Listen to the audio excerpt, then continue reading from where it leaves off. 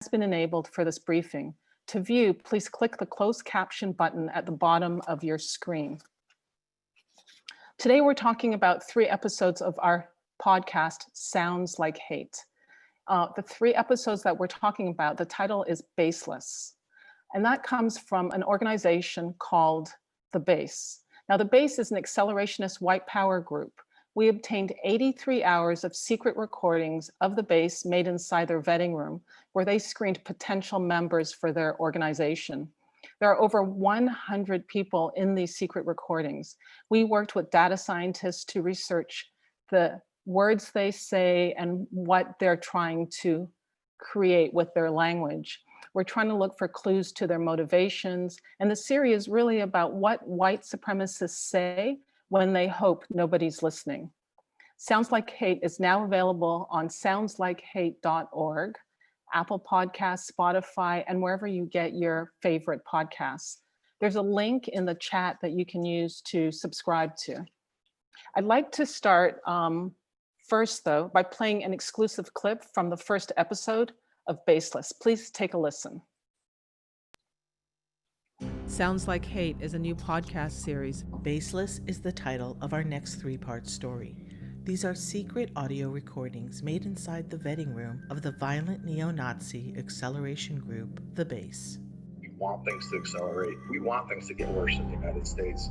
By virtue of the chaos that ensues, that would naturally present some opportunities for us. Nearly 20% of the recruits claim to have combat training and served or were active duty servicemen.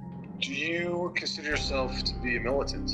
Absolutely. If you're not willing to commit war crimes for the people you love, do you truly love them? Subscribe anywhere you receive your favorite podcasts.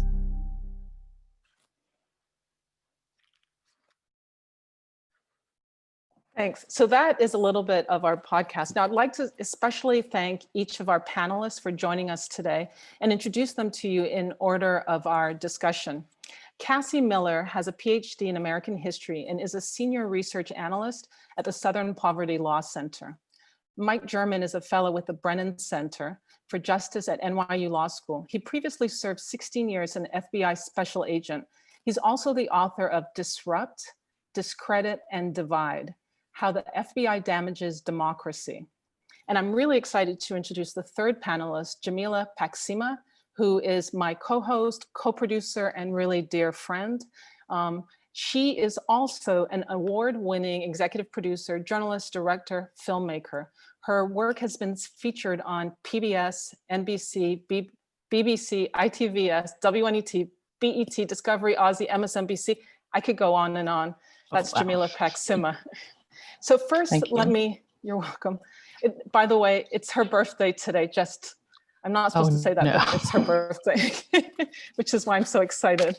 But let's begin with Cassie. Cassie, thank you again for joining us today. I'd like to start with a question about the election, because that's the moment we're in right now. At the first presidential debate of 2020, the president refused to condemn white supremacists. He used his allotted time to tell the SPLC designated hate group, the Proud Boys, to stand back and stand by. The Base formed alliances with leaders from other extremist groups like the Proud Boys, Adam Waffen, Patriot Front, and other groups. What sort of danger do these networks actually pose? How real is the threat? I think the threat is very real. And I think the danger they pose is in the ability to spread propaganda and in the violence that they have the potential to commit. And I think, in these recordings, one of the things that we saw was that there are a lot of people who started out in far-right extremist groups like the Proud Boys or in white nationalist groups like Patriot Front, and then kind of became interested in joining groups like the Base, which are even more extreme. And so if we're talking about this kind of wider network, I think it's useful to draw a distinction between those different kinds of groups. They're all, at their core, violent and anti-democratic, but there are some distinctions. So within the white power movement, there are some individuals and some groups that are focused really on building kind of a broad-based political movement and spreading propaganda and trying in some cases to achieve real political power and to enter more mainstream spaces. And that includes groups like the Proud Boys and Patriot Front. The Proud Boys, for instance, have a pretty friendly relationship with a lot of politicians. A number of them have actually run for political office themselves. And the shout out from the president at the debate did a lot of work in helping to legitimize this group. Patriot Front does a lot of work on the propaganda front. In 2020 alone, we counted more than 1,000 instances where the group went and spread flyers around in public places or in college campuses. And the base is kind of different from these groups in a number of ways. And probably the most obvious is that they're not necessarily trying to build a broad-based political movement in the same way that something like Patriot Front might be. And actually, they don't believe that you can radicalize, or what they would call red pill, enough people to kind of build the fascistic, ethno-state that they want to see. What their core kind of mantra is that there is no political solution, meaning that they don't believe that there's any way to kind of work through mainstream political channels or democratic institutions to achieve the kind of revolutionary change that they want to see. What they think they need to do is bring about the collapse of society through terroristic acts of violence. They want to accelerate the downfall of society, which is why they call themselves accelerationists. So I think the fact that we're seeing a lot of people who are moving from groups like the Proud Boys to Patriot Front, and then into more extreme groups like the Base, tells us a lot about how radicalization works. But I think it really tells us a lot about this particular political moment, because increasingly within the white power movement, what we're seeing is that people are no longer kind of satisfied with the idea of political solutions. Many of them believed that they were going to be part of an insurgent political movement, or that Trump was going to bring about the kind of political changes that they wanted to see, and they've been dissatisfied with that progress. And so now within the movement, there's this kind of greater consensus that the only way to move forward is by bringing about the collapse of the system itself, or by creating a civil war. They believe that democratic society is irredeemable and it's not worth saving. And so we're seeing a lot more people who are shifting towards these kind of terroristic underground cell-oriented groups like the Base, who do things like paramilitary training. And that increases the danger, because these are groups that are trying to normalize violence, who are trying to use it as a real legitimate solution to their problems. And for people like me who are tracking these groups every day, it's a lot harder to find them on the internet. So let's talk specifically about the podcast. And you are one of the few people who's heard some of the audio recordings. In the episode that's coming out tomorrow, there's a 17-year-old named Eric, or he calls himself Eric, it's probably not his real name, who says he lives in Michigan.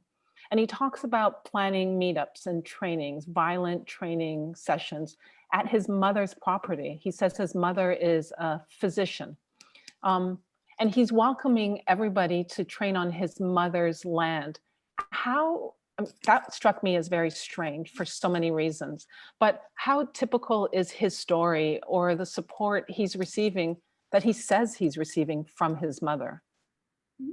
Yeah, I mean, it seems like a really strange story on its face, right? Doctor mother who's helping to facilitate paramilitary training. But I think if we kind of break it down, that in a number of ways, what Eric is doing is very much in line with the history of the white power movement. What he's trying to do is have people do training on his land, and use that land not only as a paramilitary training space, but he also talks about it as a place for a potential settlement. And so in that way, what he's doing is really in line with what the white power movement has been doing for decades, which is talking about the idea of white separation and building an all-white state within the United States. So if we're looking at the Base, Ronaldo Nazzaro, who is the leader and the founder of the group, he talks about a man named Harold Covington as one of his main influences. And Covington has been involved, or was involved, he died a number of years ago, with the white power movement since the 1970s. And one of his largest contributions to the movement was a series of books that he wrote about a white separatist insurgency in the Pacific Northwest. And his books were kind of essentially a guidebook for white power revolutionaries to follow. And it laid out instructions about how people should go to the Pacific Northwest and form these kind of underground clandestine terror cells that he called trouble trios, and carry out campaigns of terror that would force the United States to cede territory to this white settlement. So Eric creating a place to train and eventually create a settlement is very in line with the movement's goals. The other kind of strange, maybe on its face aspects of this story is the involvement of his mother, who's involved because, it's her land and she has to actually give them permission to go train there. And I think that we tend to think of these movements as really male dominated or kind of just male inhabited spaces, but that's really not true. Women are kind of always involved in these movements, although they are largely confined to certain roles. Women have mostly been celebrated for bearing children and raising children, but they've always been coordinating things. So in the 20th century, in the early 20th century, there were Klanswoman auxiliaries. In the 1980s, when the movement had a number of paramilitary camps around the country, women were not only, homeschooling the children and doing things like clipping coupons and acting as nurses, but they were involved in a lot of the kind of preparation behind the scenes, doing canning, preparing for what they saw as the eventual race war. So they have always been really playing a really important role in these movements. And so to see Eric's mother involved in helping to facilitate paramilitary training is not that different from what we've seen historically. And the other aspect, of course, is that she's a physician. And when we're talking about far-right extremism, I think, we tend to think that the people who join these movements are perhaps not economically well off or perhaps not particularly well educated, but that is not the case. A person's economic position, their education, these aren't things that are predictors of extremism. And I think that these recordings really show us that people come from a variety of backgrounds and end up joining groups like this. And I think the fact that so many of them are so utterly normal is something that's really significant. These groups and these individuals are kind of an expression of a society that is so politically polarized that people feel threatened by people who look different from them, who come from a different place than they do, to the extent where they believe that violence is a viable political solution to their perceived problems. And so the fact that we have people who enjoy a lot of privileges in their life and would deny those to other people based on their immutable characteristics is really an indictment kind of our political system and our political culture. Thanks, Cassie. I'm actually in Texas and there's a storm going on, so there have been some surges. So forgive me if my sound comes in and out. I wanted to, if it's okay, now turn my attention to Mike German, because I do have more questions for you. And I think, if we keep moving and keep our answers tight, we can get a lot in today. So I'm going to jump over to you, Mike. It's good to speak with you again. We've had a few conversations now. Thank you for joining us today. So we're just a few weeks before the election. On these secret recordings, base members said they're preparing for the collapse of America and creating a network with other groups that Cassie just mentioned in her response. And they have similar accelerationist goals. How does this is something that's never quite made sense to me, but how does the destabilization of American society benefit white power groups like the base? So it does involve a bit of magical thinking, and okay. It's somewhat captured in the clip that you aired, where they believe that society is on a precipice, and that their role as the violent vanguard of the movement is to simply commit an act that's so severe that it tips the society into that chaos period. And because they believe that most white people actually think like they do, but are just afraid to express it because they have jobs that they would lose, or they have other opportunities that they would sacrifice in order to be part of the revolution. So they believe that once it tips into chaos, those people would all naturally join them. And the rest of white people who would not necessarily like them because of their ideology would turn to them for protection. So that all of a sudden, out of this chaos, this enormous white army would be developed that that they would be the natural leaders of, because they're the ones who prepared, they're the ones who have the weapons, they're the ones who have done the training. And so when this whole mass of white people join them, they will then lead tumultuous victory for white people and become the heroes of their own narrative.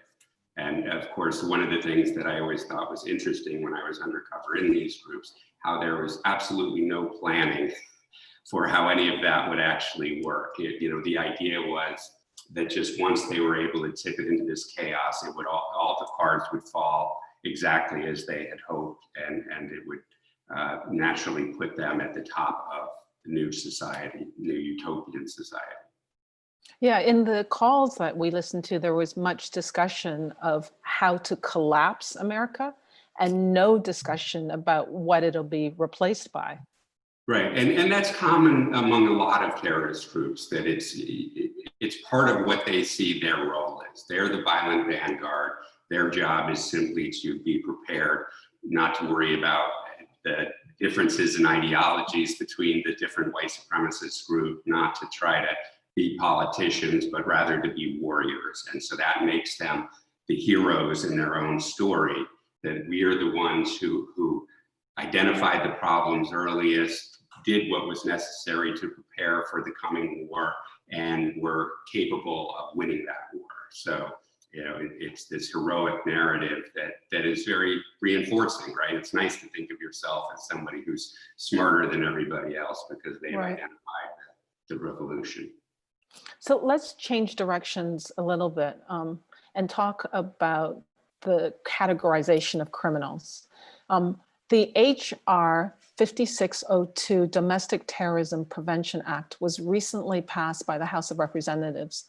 Is this a solution that we need? Is this beneficial? So there are a couple of elements to this bill, and it was originally introduced in 2017 by Senator Richard Durbin.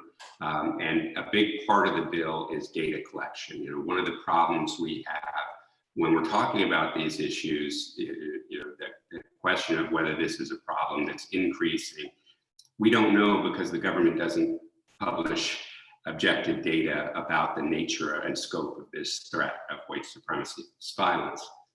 So a lot of the bill was designed to try to collect data from the FBI about how it views its domestic terrorism programs. And in 2017, the FBI had a number of categories within its domestic terrorism program. One for white supremacists, one for what they call Black identity extremists, one for far-right militias, one for sovereign citizens, one for anarchists, environmentalists, a number of different categories. So what the bill was going to do was require data about the number of attacks and fatalities committed by each group within each category. And then on the other side of the ledger, the number of investigations. And what I believe this would have showed was that white supremacists and far-right militia groups are by far the most active in the number of incidents and the number of homicides they commit, but would not be, are disproportionately less proportionate to the number of investigations. In other words, the FBI is spending a lot of domestic terrorism resources targeting groups that are not nearly as violent as white supremacist groups and don't commit any homicides in the case of environmentalists. So that part of the bill was very important, and I think would have helped in our broader discussion of how we address a lot of different kinds of violence. There was a portion of the bill that creates infrastructure within DHS and the FBI to house their domestic terrorism. And the reason that they committed to that process was because the FBI and DHS have a habit of, when one of their units puts out a poor analysis or something that shows bias, when the Congress tries to do some oversight, they just shut that unit down and start a new unit. And it takes a while before we can figure out who's doing the kind of activity that civil rights activists and privacy activists might be concerned about. So by creating a permanent structure, it would allow Congress to hone in on where this activity is taking place. Now, the difficulty with that from the perspective of civil liberties groups is that once you have that permanent structure, it's hard to tell where it would go. And of course, we've seen the FBI using its domestic terrorism authorities to target Black activists, to target indigenous water protectors, to target groups that aren't really committing the kind of deadly violence that white supremacists do.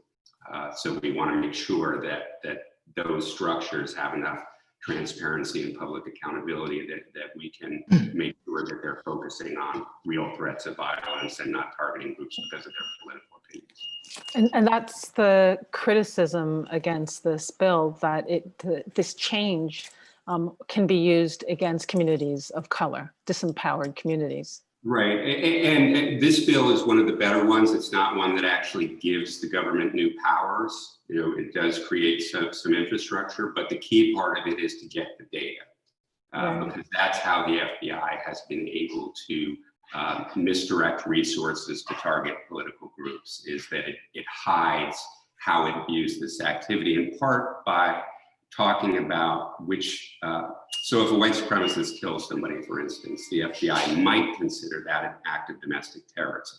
Then it's the top priority, counterterrorism. Even though it's seconded to international terrorism, it remains the top priority. They could also call it a hate crime. Then it fits under the FBI's Civil Rights Division and becomes the 5th priority out of 8 priority missions. So it drops. It drops in importance. But most white supremacists are arrested under the violent crimes program by the Department of Justice. So that drops to the 6th priority out of 8. And worse, what it does is it bifurcates the scope and nature of the threat. So intelligence gathered through these violent crimes investigations doesn't necessarily get counted as domestic terrorism information, and therefore doesn't get into the data and statistics to identify the scope of the threat. So I want to ask you one more question, then jump over to Jamila.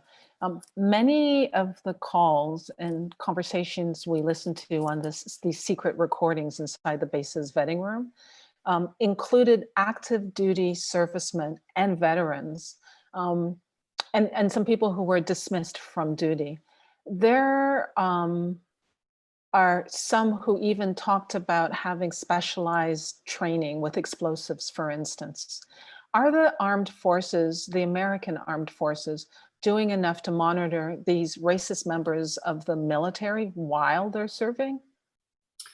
Clearly not. We've seen a repeated problem with this and with actual service members actually committing violent crimes on behalf of these white supremacist groups or far-right militant groups. So it's a persistent problem. I mean, obviously, it's a very small number compared to the amount of people are actually in our armed services. But part of it, I think, is that because of the way our government looks at the problem of far-right violence, it undermines effective intelligence gathering about the problem. And so there's a lot of misinformation about what these threats look like, and it makes it harder for people who come in, whether it's in the military or in law enforcement, to identify who is actually a problem. And particularly when you have a president who is using rhetoric that fits hand in glove with the rhetoric used by these groups, it's hard to tell who is just a Trump supporter and somebody who is repeating Trump's rhetoric versus somebody who might be part of one of these groups that uses that same kind of rhetoric towards a much more violent end. Right. And there may not be much difference between those two categories. Certainly there is overlap. Yes. Okay. So we are going to, in a moment, get to a point where I'll ask general questions and you can each jump in with your responses. But let me turn to Jamila first. Jamila, we made this podcast together. And throughout the episodes of this three-parter Baseless, we listened to every minute of all 83 hours. And it was time-consuming, tedious, difficult, and uncomfortable work. We're listening to people who are actively participating in spreading hate and propaganda and training, like talking about training for the collapse of America. What do you, and I'm interested in listening to this because we haven't exchanged these thoughts with each other, but what do you hope our listeners and the people who are listening to this conversation today will learn from these stories? What do you want them to take away? Thanks, Geraldine. I think the first thing that really struck me, and it's a little bit springboarding off of what Cassie Miller said earlier, is it's really surprising who is on these calls. They are not people that you would expect to sort of fit into a category. You have young people starting as young as the age of 17, and then you have men in their late 40s. The majority of the people on these calls seem to be under the age of 30. And we have heard that it's the internet and various platforms are the way that young men are often recruited, but they tend to move around from platform to platform as they get shut down. And I was pretty surprised by some platforms that I think we haven't heard before, where they're recruiting young men, for example, iFunny being one of them. The other thing that really stood out for me is while there is this vetting process to bring them in, once we were listening to these phone calls, these young men were already radicalized. Like, there was no persuading them that they needed to come over to this side of thinking, this kind of ideology. They'd already done a lot of independent work, researched, had been often what they call red pilled to all of the ideas. And they were very much looking for camaraderie, a place where they could learn hard paramilitary skills, and they were looking for a brotherhood. So this is part of like the search for longing, belonging, finding like-minded people who are like themselves. I was even surprised we had some Boy Scouts on the call. There was one Eagle Scout, and then, as you mentioned, a significant number of people, either veterans or active duty, both in the United States and internationally, who are being specifically targeted by the base because of their hard skills. They have been trained by our government or another foreign government, and now they want to come and teach all these young men what to do next. So that really stood out. And I think the third piece of this is, and if people don't know much about the base, the goal is to have a network, but it is a network of small cells. And they are, while they may not be a very large group, they are all over the country in these small cells. 2 or 3 cells will get together for paramilitary training, which they nickname Hate Camp. But that's where they practice with weapons and try to prepare for this ensuing war. Yeah, it's so interesting. I mean, when I was asking Cassie the question about Eric and his mother is trained, if what he says is true, his mother's a doctor. She's trained and took an oath to save life, and yet she's bringing people on her land to be trained to eliminate life. The people in the military are trained to defend America, and yet they're participating in strategies for the collapse of America. And it doesn't always go as one would expect. Our investigation included extensive data analysis using machine learning and quantifying what we found in all of these hours of recordings. Could you share with everybody a little bit about what we found? Sure. But first, I have to give you credit for the machine learning, because I know that's something that you really wanted to bring to our reporting. And I know you've done a lot of independent work looking at the power of machine learning with data, especially around journalism. So because we had 83 hours of these recordings, we had a lot of content. And we had our own independent machine learning analysts from Stanford, and then we also worked with the Berkeley D Lab. There's a lot of interesting findings that are throughout part 1, 2, and 3, but one thing that definitely stood out is how much they obsess on the fact that they are part of the white race. And in 70% of these 83 hours of recordings, they talk about whiteness and what that means. And the word white is mentioned over 450 times, whereas the word Black is mentioned, I think 101 times. The word Jew is like 75 times. They're obsessed with purity. They're obsessed with DNA. A lot of people who have some kind of European background, if there's anything Latino, would not be accepted. So there's all kinds of obsession over whiteness.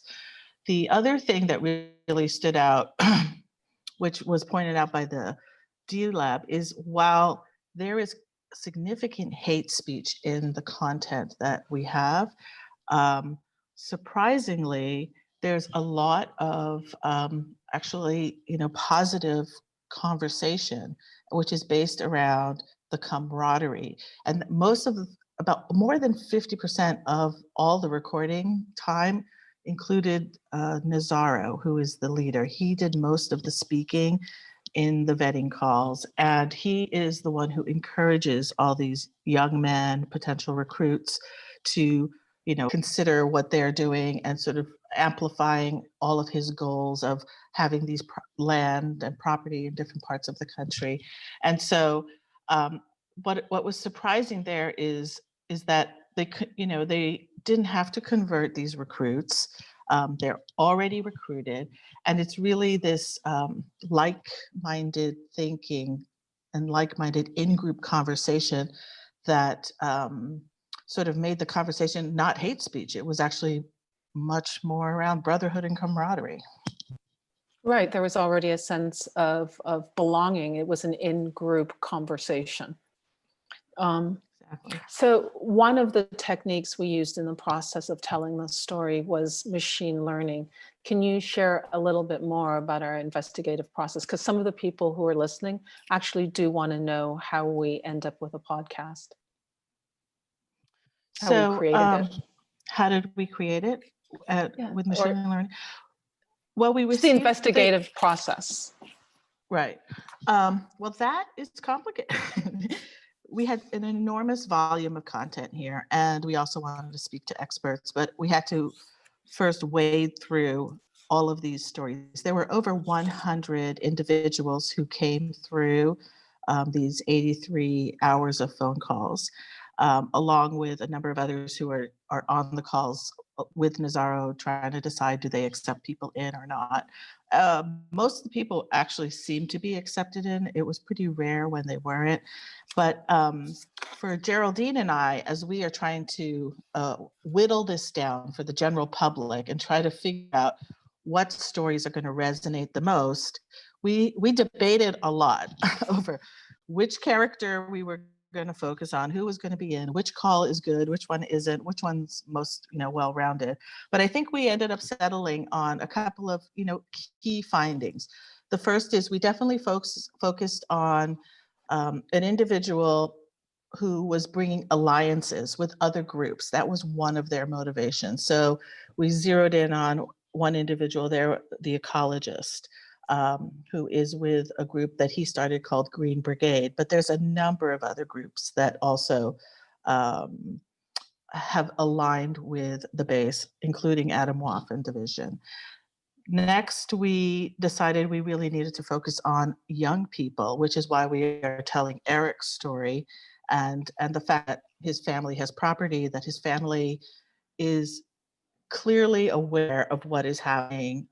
He's even had visits by the FBI and ATF. There is no secret that he is being watched, although no charges have been pressed against him. And so his story was very interesting.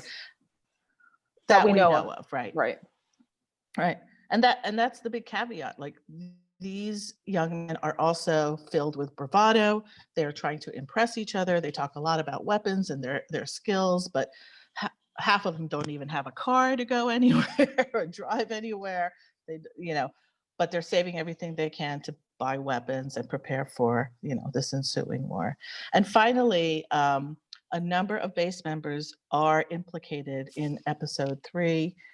They've been arrested back in January, and we tell that story as well. Yeah, a lot of what we hear in these recordings are exaggerations of personal ability and skills, and just a lot of propaganda and misinformation, both personal and general. I would like to ask a few general questions to everybody, and so that we can have a dynamic conversation jump in.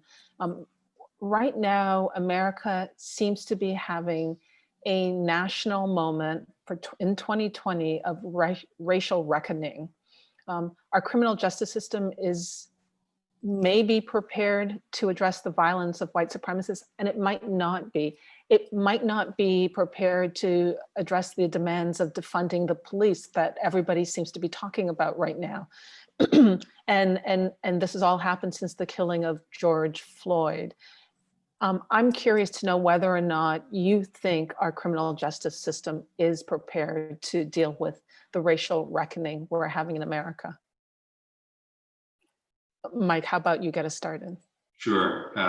So I just wrote a report in August called Hidden in Plain Sight, Racism, White Supremacy, and Far-Right Militancy in Law Enforcement, that highlighted that the FBI regularly warns its own agents that subjects of domestic terrorism investigations that they are operating often have active links to law enforcement. So unfortunately, the FBI looks at that as a problem that threatens the integrity of their investigations rather than a problem that threatens the American public and communities of color across the United States, where these racist officers have state power to commit violence. So there's no national plan that gets created out of these warnings to identify and interdict these officers.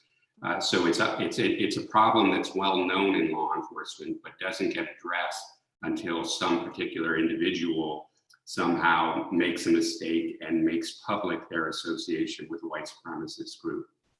And then it tends, because of the public outrage that results, to result in some kind of disciplinary action, usually a termination, but sometimes not. So it remains a problem that I think everyone wants to turn away from rather than confront, and only address it when it's absolutely necessary. And that was really the purpose of the report, to bring this problem out. One of the frustrations that I had was many police departments, particularly once they had gotten in trouble for some sort of racial incident, would implement, sometimes at the compulsion of the Department of Justice, inherent bias or implicit bias training. But I quote 3 different trainers who do implicit bias training, who say that they actively avoid making any reference to explicit bias, to actual racism. And it just strikes me that you can't correct unconscious bias if you're not willing to acknowledge that overt and explicit bias is also a problem within these agencies. So I think it takes some public discussion of this problem to create a national policy to address it. Thank you. Cassie, what do you have to say about this topic? Yeah, first of all, I'd say Mike's report is the best thing that I've read on this recently, and I think does a really good job of kind of like dispelling some of the ways, misconceptions that we have. I'm thinking about race and policing, that it's not all implicit bias, that it's obviously a problem of overt racism a lot of times. And I think that's really important to recognize. And in trying to tackle the problem, that's led to this uprising around the country, I think that, the US is kind of uniquely unprepared to address this, because historically we have always chosen, punitive carceral solutions to social and political problems. And that is not what we need right now. We're not going to police our way out of social unrest. And I think one of the things to kind of recognize right off the bat is that far-right extremists have a really complicated relationship with police, and that overzealous and militarized policing actually helps to fuel the far right in a number of ways. The first is that it really inflames the paranoia that's at the core of this movement. This is a movement that is steeped in apocalyptic rhetoric, that believes that the state is tyrannical and that it's going to take people's guns away, that the state is going to declare martial law, that the government is tyrannical and is set on kind of declaring a one world government. And when you have militarized troops all around the country that are violently suppressing these uprisings, you have just an abundant, evidence of state-sponsored violence that the far right can point to and say, look, our conspiracy theories are right. Like they are ready to crack down on us and to take our guns, to declare martial law, these sorts of things. But the second way I think that it kind of fuels the far right is that it really emboldens them. The far right has seen law enforcement for many, many months now go after Black Lives Matter activists and leftists and anti-fascists and other protesters really with impunity and act very violently against them. And it makes people on the far right feel like they sort of have agency to do the same thing. These are the people that they also consider their political adversaries. And so we're seeing them become really increasingly emboldened. And what we have now is this moment of kind of massive political uncertainty and rampant state violence on the part of law enforcement. And that creates like a really excellent environment for creating a thriving extremist movement.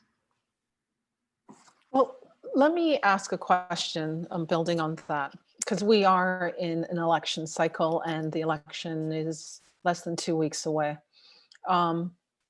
Regardless of who wins, whether it's Trump or Biden who leads the next administration, what should the next administration do in the next 4 years to counteract the surge we're seeing right now in white supremacist violence? Like, what advice do you have?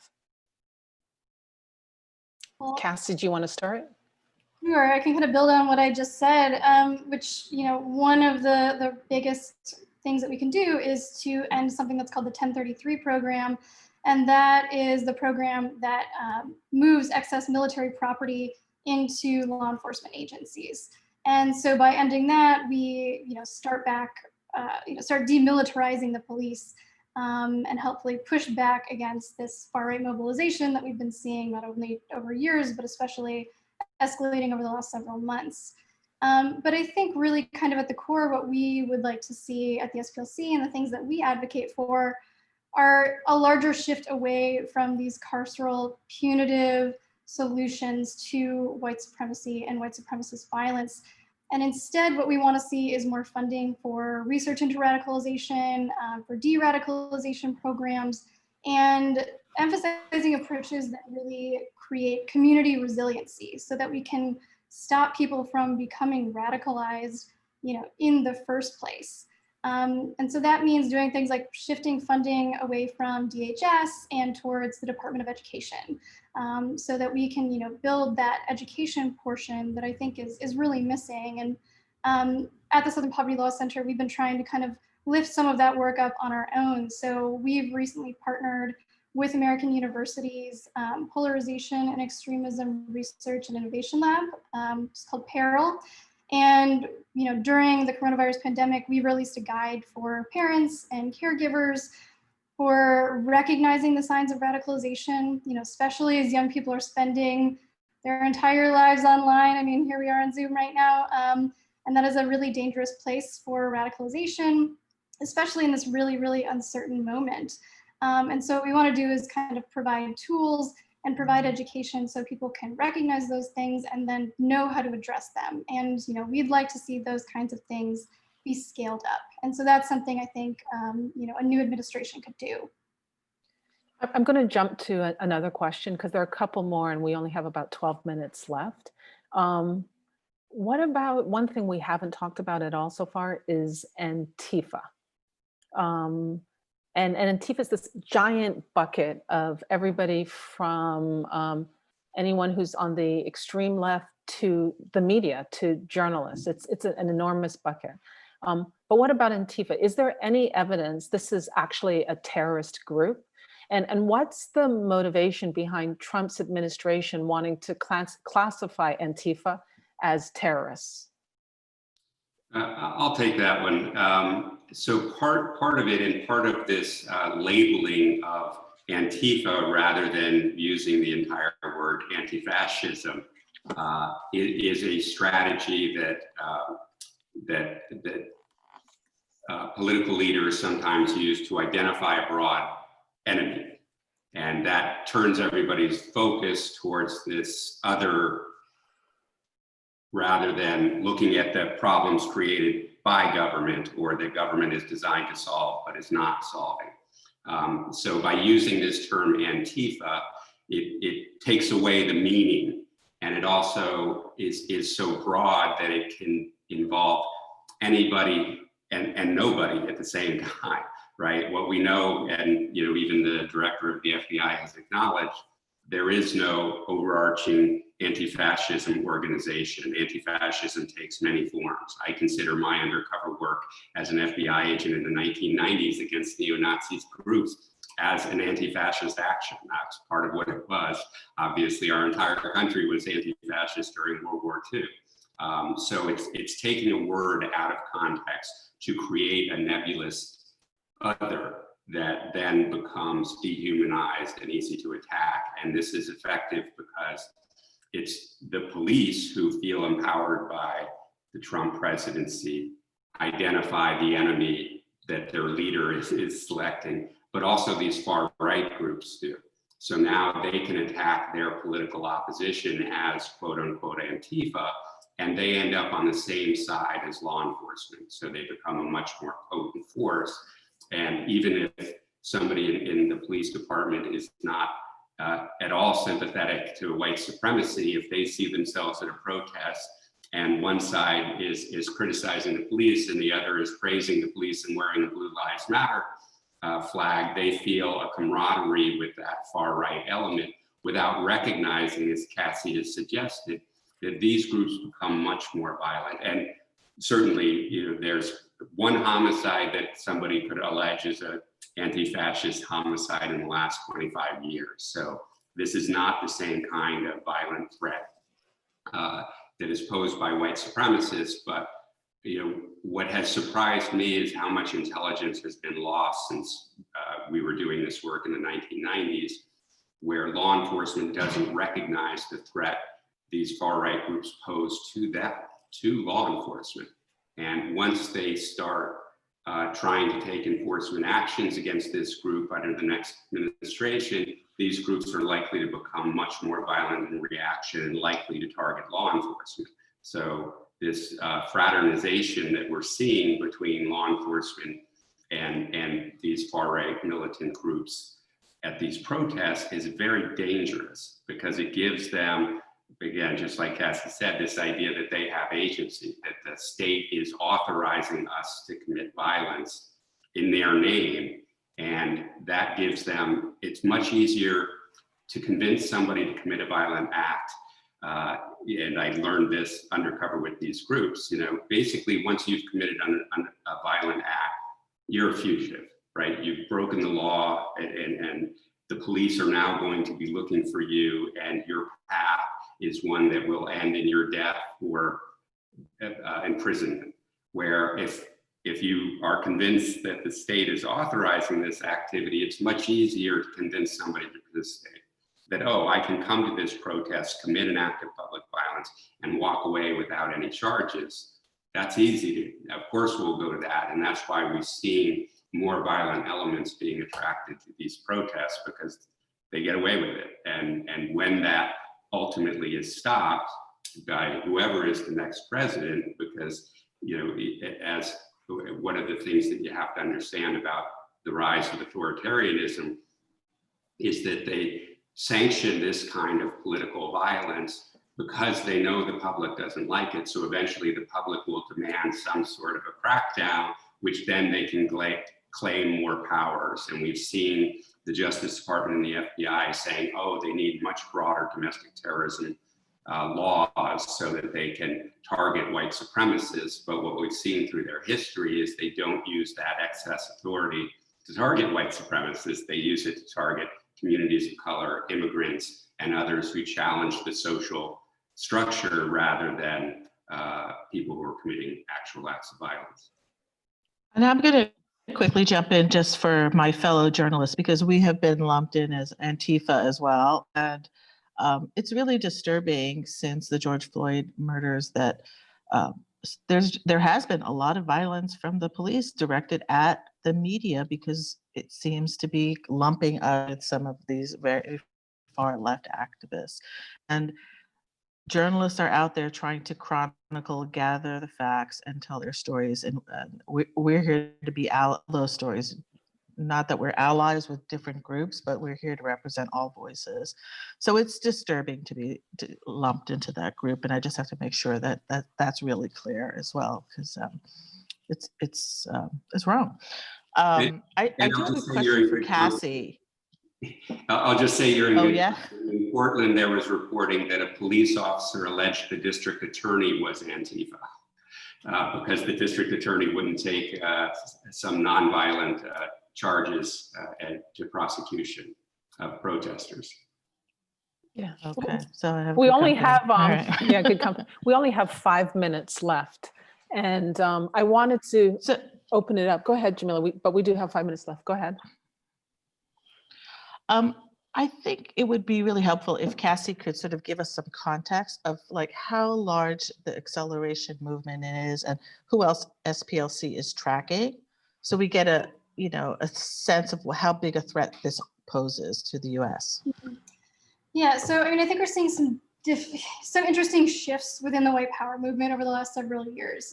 The SPLC, we track 940 hate groups. So that's how many we counted in 2019. That's our most sort of recent census of nationwide hate groups.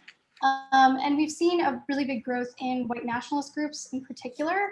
So over the last 2 years, we've seen a 55% increase in the number of white nationalist groups that are operating in the country.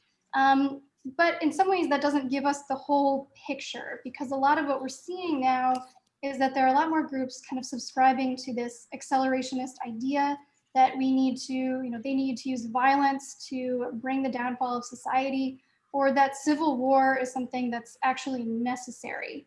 And a lot of these groups are organized in small, cell terrorist structure organizations like the Base. And those are much more difficult for us to track. And so some of those aren't even formalized groups and might not be reflected in the number of groups that we actually put on our count. And those are, where we see a lot of the real danger of violence coming from in the next several years. And so that's where we're going to be kind of putting our focus as we move forward. So thank you. We actually have a few more questions we want to ask, but we're going to run out of time. I want to do a couple of things while we still have everybody's attention, though. First, thank you to Cassie, Mike, Jamila for participating. Thank you to our speakers. Thank you to everybody who dialed in. If you click on the chat, you'll find links to several of the things that were mentioned today, but you'll also find a link to Sounds Like Hate. Please subscribe to our podcast now while you're listening before leaving this panel discussion. We're going to play another exclusive clip for you to give you a sense of how revealing these recordings really are. But first, let me just summarize each episode. The first episode, part 1, is currently available. It's already available for download. In it, you'll learn about the Base's paramilitary ambitions and their paranoia. We haven't talked about that in today's call, But this is an incredibly worried, paranoid group that they're being listened to by authorities. And it turns out they are. So they should be paranoid. In part 2, which will be released tomorrow, October 22nd, you'll hear the truth about the base's recruiting tactics that's buried in these recordings. And you'll hear some more about that 17-year-old Eric.